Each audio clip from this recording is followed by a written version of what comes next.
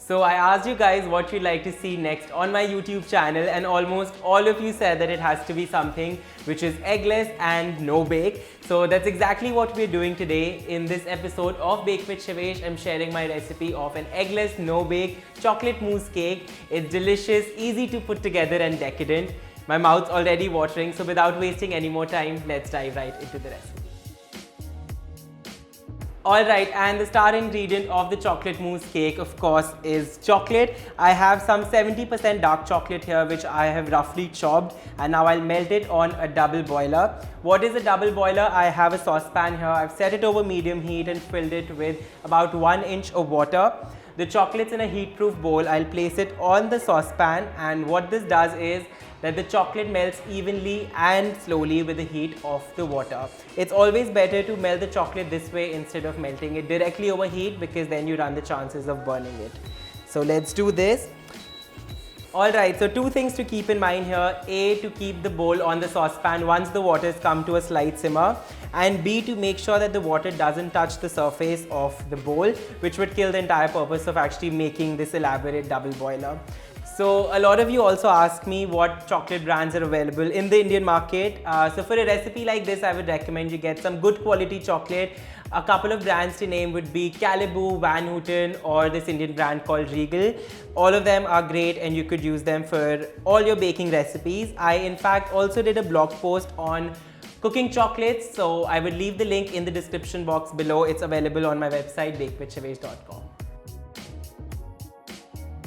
So the chocolate's nicely melted. I let it cool completely, and meanwhile we'll start working on the base of the mousse cake, for which you need crushed digestive biscuits and melted butter. Add your crushed digestive biscuits into a bowl. Now I'm adding melted butter, and now I'll mix this really well so that all the biscuit crumbs are nicely and evenly coated. Alright, so the biscuit crumb is ready. I am going to press this to the bottom of a spring form pan. So it basically has a lock like this and a removable bottom, which helps me make sure that my cake once set comes out very easily and neatly. So let's do that.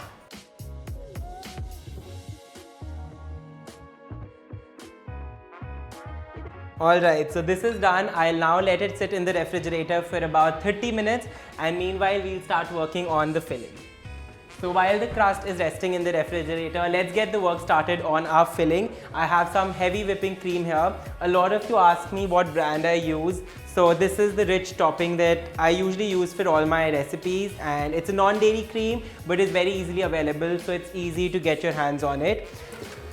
Now using an electric mixer, I'll beat this cream until it forms soft peaks. So whenever the recipe needs you to beat the cream to soft peaks or firm peaks, make sure that the cream that you're using has at least 30% fat content.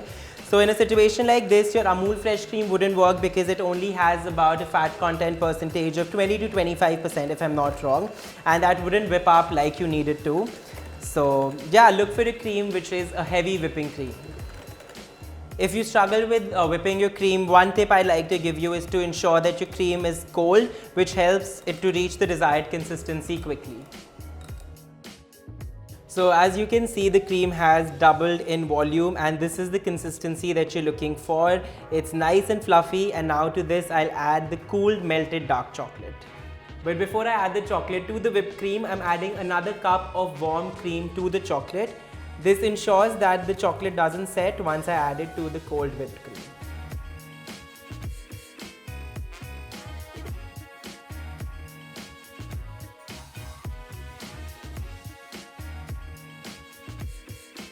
And now using a spatula, gently fold the chocolate into the cream mixture.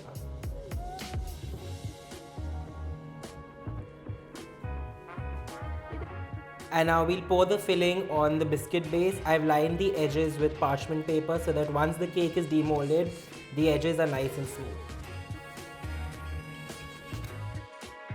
Okay, so all the mousse is now nicely sitting on the biscuit base.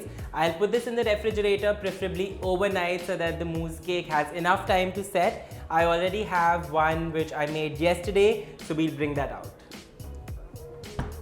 So I made this one yesterday and it's been sitting in the freezer. Just remember to take it out of the freezer 1 hour before you serve it and want to eat it so that it thaws nicely. and I'll just take out the parchment paper. I'm decorating the cake with some cookie butter. You could also use peanut butter or eat the cake as it is because it's equally divine. But I just like to give it that extra touch.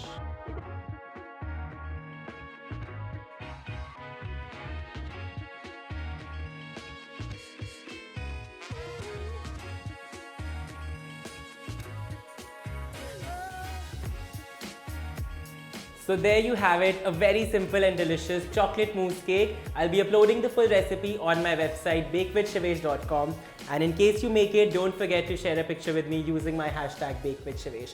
I'll be back with another recipe very soon, so keep watching and happy baking.